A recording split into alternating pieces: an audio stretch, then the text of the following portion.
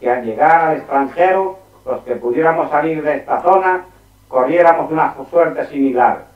Entonces, precisábamos concretar con los representantes del general Franco que, además de señalar el lugar donde se irían concentrando despacio pero ordenadamente los que quisieran marchar al extranjero, además de respetar ese lugar durante el tiempo que fuera necesario, las personas que allí hubiera serían atendidas, serían respetadas y serían asistidas en todas sus necesidades.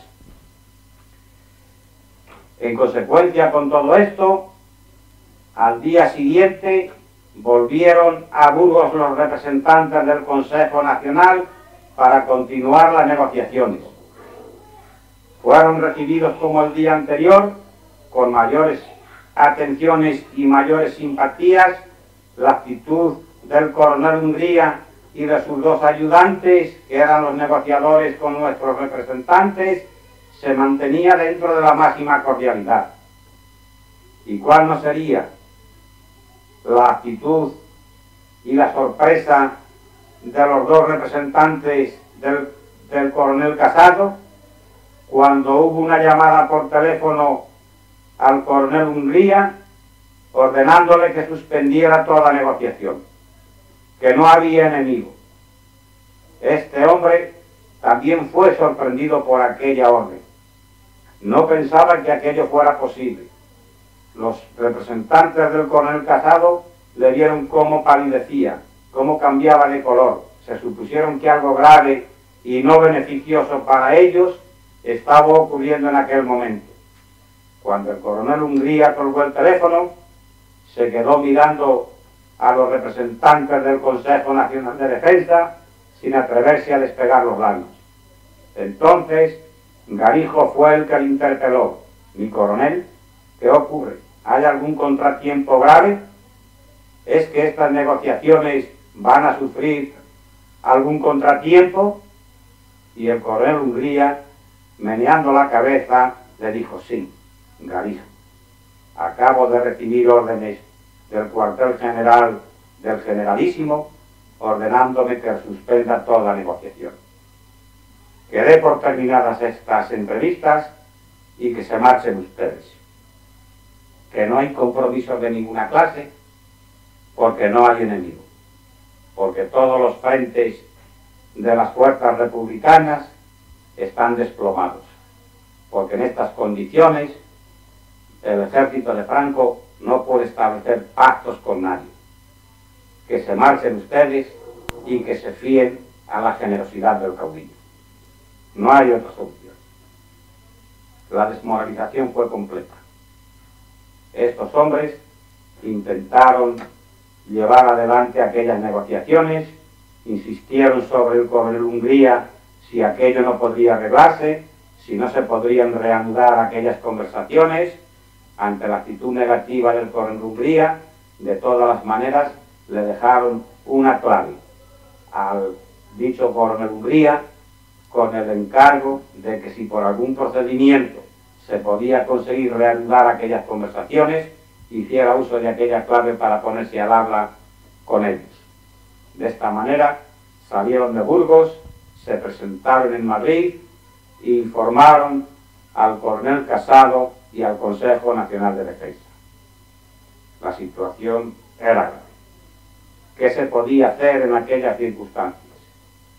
¿Se obedecían las pretensiones del cuartel general de Franco o, a la desesperada, perdíamos la vida sabiendo que la íbamos a perder, quemando hasta el último cartucho? Este es el problema que se planteó en la reunión del Consejo Nacional de Defensa cuando se dio esta información por los dos representantes del mismo ante el coronel Hungría. La decisión fue clara. El Consejo Nacional de Defensa estimó que no tenía capacidad de resistencia militar de ninguna clase, que sería un crimen el organizar aquella resistencia sabiendo de que no tenían más desenlace que la masacre de todas las fuerzas que resistieran, y que por lo tanto la única alternativa que les quedaba era obedecer a las pretensiones del enemigo. Y así lo hicieron. Aquella misma noche dieron orden a todas las unidades de los 3 frentes que todavía manteníamos, el del centro, el de Andalucía, Extremadura y el de Levante, dieron orden, digo, a los jefes de las unidades militares de estos frentes para que todas las fuerzas fueran retirándose ordenadamente, dejando también las armas en los lugares en que se encontraban. Es decir, las exigencias del cuartel general de Franco fueron cumplidas por el Consejo Nacional de Defensa y éste ordenó a todas las fuerzas leales a él que aún quedaban que cumplieran aquellas instrucciones. Aquella misma noche salieron de Madrid el Consejo Nacional de Defensa y los comités de las organizaciones y de los partidos que en él estaban representados, camino de Levante. Yo me encontraba en Madrid, como se puede suponer, por estas referencias que estoy dando de primera mano.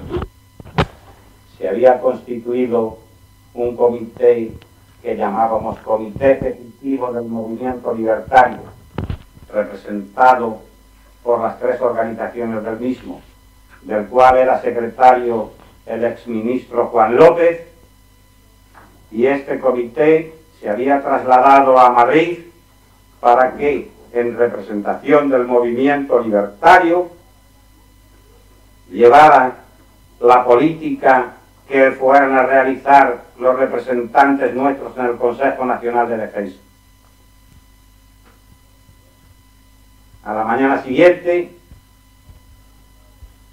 me despertó unos porrazos en la puerta del edificio que ocupaba la delegación del Comité del Movimiento Libertario, en la calle Reforma Agraria.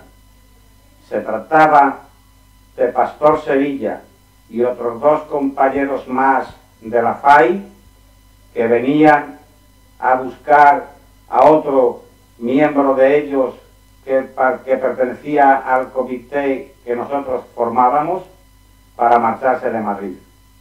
Entonces tuve la primera noticia de que en Madrid ya no quedaba ningún comité, de que se habían marchado todos, de que como consecuencia de lo que acabo de referir, detrás del Consejo Nacional habían salido también todos los comités del movimiento antifascista, y detrás de los comités, como es lógico, habían salido también muchos militantes. Nos echamos a la calle y en un coche hicimos un recorrido por Madrid para ver cuál era el ambiente. El ambiente era desastroso hasta más no poder. Por la plaza de las Cibeles vi un camión cargado de milicianos y me daba la impresión de que se estaban produciendo los mismos acontecimientos que se habían producido cuando estalló la guerra civil. En aquel camión iban cantando canciones del Ejército Nacional, iban cantando canciones fascistas, iban desfilando con toda la algarabía de los vencedores. Al mismo tiempo se veía personas más o menos fugitivas por las calles que trataban de ocultarse para poner a salvo su vida. Llegamos hasta el Comité Regional de Defensa, en el número 103 de la calle de Serrano, y cuando llegamos allí no vimos más que a un compañero que estaba en una cocina quemando todo el archivo del Comité Nacional de Defensa. Se sorprendió de vernos, nos preguntó qué hacíamos allí todavía y nos dijo que durante aquella noche se había marchado Eduardo Val con los demás miembros del comité, que ya no quedaba nadie en Madrid, que se habían marchado todas las personas responsables de las organizaciones y de los partidos, y que si no nos dábamos prisa no podríamos salir. Él no se marchaba porque era un militar profesional que no tenía nada que perder, según él decía. No volvía a saber más de él. No supe jamás cuál fue la suerte de este hombre, aunque me temo de que probablemente era demasiado optimista en aquellos momentos. Regresamos al domicilio que tenía la delegación del Comité Ejecutivo del Movimiento Libertario, informamos de cuál era la situación en Madrid, de que éramos los únicos que quedaban allí, y salimos andando en diferentes coches camino de Valencia. Entonces ahora hay que relatar los episodios del final de la guerra en Valencia.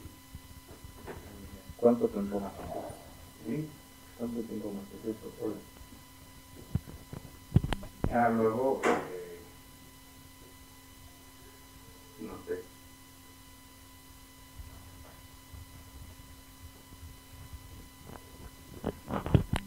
Un poco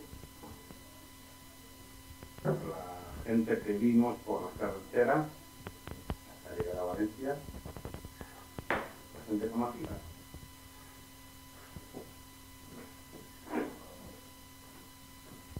Por allí vimos a Eduardo de Guzmán y a otros cuantos más en un camión. Por allí vimos a algunos miembros de las juventudes libertarias.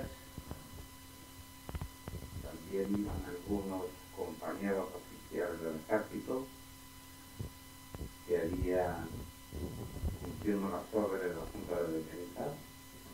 ¿De la Junta de Defensa o del Consejo de Defensa? Consejo de Defensa? Habían abandonado los frentes, dejando, eso no graba, ¿no? Dejando todo el armamento y todas las posiciones según habían pedido desde el cuartel general de Franco. Dejando inclusive señaladas donde había minas. Es decir, las exigencias de Franco, bueno, primero vamos a hablar de esto, las exigencias de Franco, para el recuerdo muy bien, ¿no? Por lo tanto, a pesar de que las negociaciones quedaron rotas por decisión del cuartel general de Franco, el pueblo de Hungría había transmitido a los representantes del Consejo Nacional de Defensa unas exigencias. Ya las has dicho, ¿Eh? ya las has dicho. ¿Ya? Sí. Que dejaran las armas y tal, pues de Valencia, ¿no? Por Francón. Vimos una avanzadilla de la división Victoria Italiana, Así. que había recibido órdenes del cuartel general de Franco de marchar motorizada, de marchar directamente a Madrid, porque había pedido y le había sido concedido el honor de ser una de las primeras fuerzas que entraron para Madrid. Pero a la altura de Tarancón habían recibido contraorden. Por eso vimos la avanzadilla de aquella división que estaba en Tarancón, que pasamos. Nosotros y los que más o menos por ese momento iban por allí sin ningún contratiempo, pero a partir de aquel instante ya no dejaron pasar a nadie. Hasta los que iban por las carreteras de Valencia, por la carretera de camino de Valencia, ya se detuvieron. Y yo, contraorden, y por aquella causa, creo que fue por la carretera, además no me recuerdo. Como el resto de la división de amigos, y haremos referencia de ella cuando la veamos en el tanto. Esta división de Santa recibió control y se volvió. Entonces un poco un reloj. Así que entonces vamos a relatar la marcha nuestra de Madrid. ¿Cuál era el ambiente de Valencia? ¿Cuál era la situación de Valencia?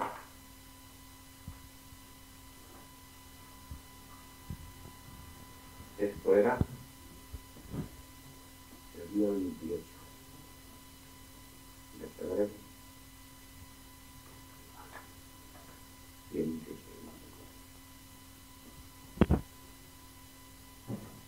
de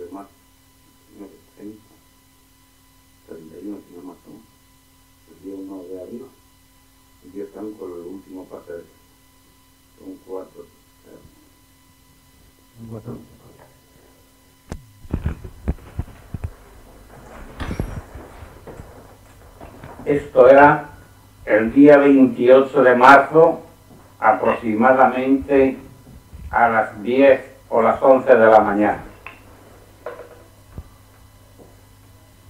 Salimos camino de Valencia y la carretera era un éxodo continuo.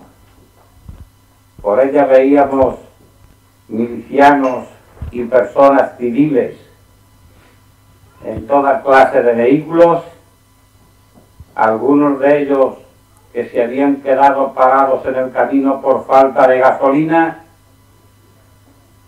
otros que habían tenido averías de distintas circunstancias, y el drama de los hombres que viajaban en aquellos vehículos era tremendo. Yo me encontré por aquel camino con varios compañeros y amigos. Entre ellos recuerdo que vi a Eduardo de Guzmán y a otros chicos de las juventudes libertarias, tanto civiles como militares. Cuando llegamos a Valencia, en la calle de La Paz, en la casa donde estaban instalados, como dije antes, el Comité Peninsular de Juventudes Libertarias y el Comité Nacional de la CNT, aquello era un hervidero de gente. Compañeros de todos los frentes de esta zona estaban llegando a Valencia para ver si era posible salvarse de alguna manera. Ya durante la noche habían llegado algunos que habían sido encaminados para Alicante.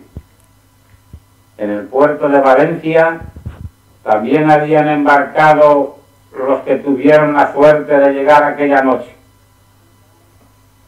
El Comité Peninsular de las Juventudes Libertarias ya había desplazado hasta Gandía a 2 delegados para organizar la evacuación de los miembros de dicho comité en aquellas canoas que tenían los pescadores de aquella costa. En las cocinas de aquel domicilio estaban los compañeros también quemando los archivos del Comité Nacional. Me dieron cuenta de que estaban trabajando todos febrilmente preparando la evacuación. Se tenía la esperanza de que llegaran a la costa levantina los barcos que habían salido a contratar los miembros de la Junta de Defensa en Valencia, entre ellos Celedonio Pérez y Juan López. En el cuartel general de la agrupación de ejércitos que residía en Valencia se habían concentrado con el general Miaja, el coronel Casado y los altos jefes de las divisiones y de los cuerpos de ejército que habían rendido ya las armas al general Franco. Me acuerdo que vino Pedro Salomir de una visita que hizo a ese cuartel general y me dijo que el general Miaja le había preguntado por mí, que si iba a salir o que si tenía los medios seguros para marcharme. Le dije que no se preocupara, que no le dijera al general Miaja nada, puesto que yo me iba a marchar con una misión que me había encomendado el Comité Nacional del Movimiento Libertario en ese momento para Alicante. De acuerdo con los demás partidos y organizaciones, habíamos designado a los representantes de nuestro movimiento para que constituyeran fundamentalmente en Valencia y en Alicante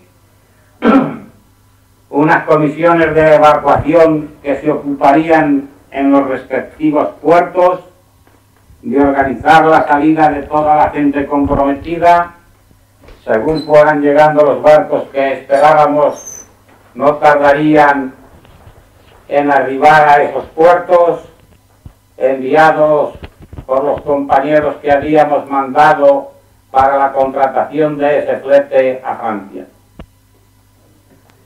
El drama era tremendo.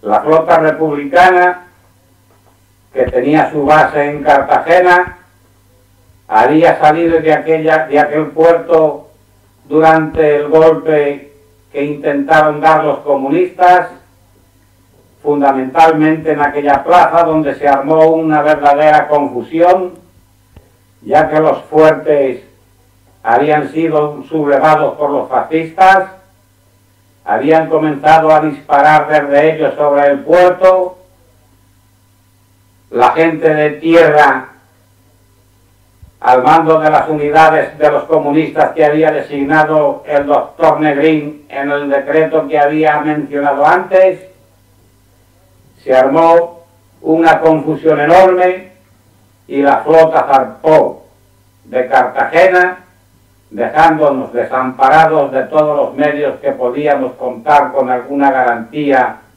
para organizar la evacuación.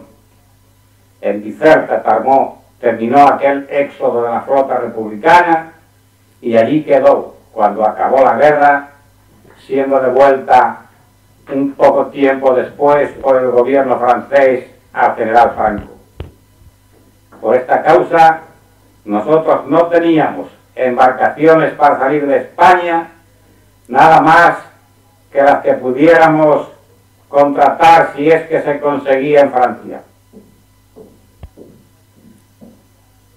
Aquella misma noche, ya muy avanzada, en la madrugada del día 29, yo marché para Alicante a fin de organizar la comisión de evacuación, ya que las noticias que nos llegaban continuamente es que hacia aquel puerto estaban afluyendo grandes cantidades de personas. Llegué a aquella plaza y ya se había constituido la comisión de evacuación de la cual yo debía formar parte, habiendo ocupado la representación nuestra por espontaneidad Enrique García, un compañero de Madrid del Sindicato de Agua, Gas y Electricidad que había tenido yo conmigo en la Junta de Defensa.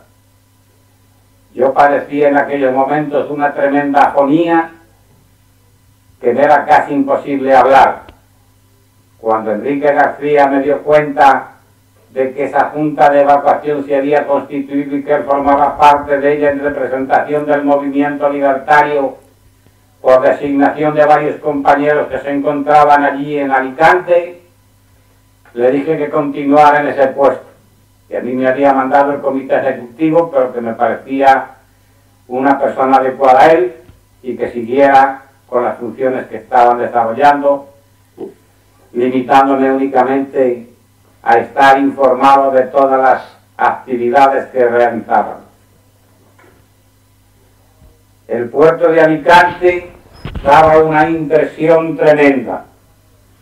Allí se habían ido concentrando los restos del ejército republicano de la zona centro-sur. Habían llegado infinidad de expediciones de milicianos y de oficiales junto a elementos civiles de la parte de Andalucía y Extremadura, además de la parte de la regional del centro que todavía quedaban en poder de la República. Había en aquel puerto una disciplina militar rigurosa. Los militares, obedeciendo las órdenes de la comisión de evacuación que se había constituido, habían emplazado una fila de ametralladoras junto al malecón para que cuando llegaran los barcos que se esperaba, la gente que pasara para subir a ellos fuera perfectamente en orden y organizada. El espectáculo era francamente impresionante. Yo calculo que allí se juntarían aproximadamente 30.000 personas. La Junta de Evacuación estaba en contacto directo con el cónsul inglés que residía en Alicante y con el cónsul francés, a través de los cuales estaban intentando recibir noticias de la comisión que había salido para contratar flete en Francia y de otros barcos que nos habían anunciado que venían desde Londres, enviados generosamente por el gobierno de Inglaterra para colaborar en la evacuación. El día 30 se personó en Alicante y se incorporó a aquella junta un capitán representante del cuartel general de Franco, diciendo que había llegado allí por orden del caudillo para darnos confianza y para que no se produjeran desmanes y todo discurriera en orden en la evacuación que se trataba de efectuar. Pero lo cierto es que al transcurrir de los días allí no llegaba ningún barco. La desesperación de algunos era cada vez más notoria. En la noche del 29 al 30 de marzo se me acercó a mí Máximo Franco y Viñuales, dos compañeros, el primero comandante y el segundo comisario, comandante uno y comisario otro de una división que operaba en el frente de Aragón, preguntándome si yo veía la posibilidad de salir de allí. A estas alturas ya la división Litorio había hecho un cordón por la parte de tierra, dejándolos realmente prisioneros en el puerto.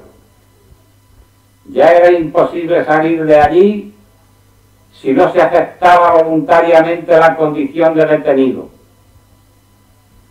Le dije que no veía ninguna posibilidad de salir, que ya había hecho yo y otros compañeros otra exploración para ver esas posibilidades y que la situación es la que acabo de relatar.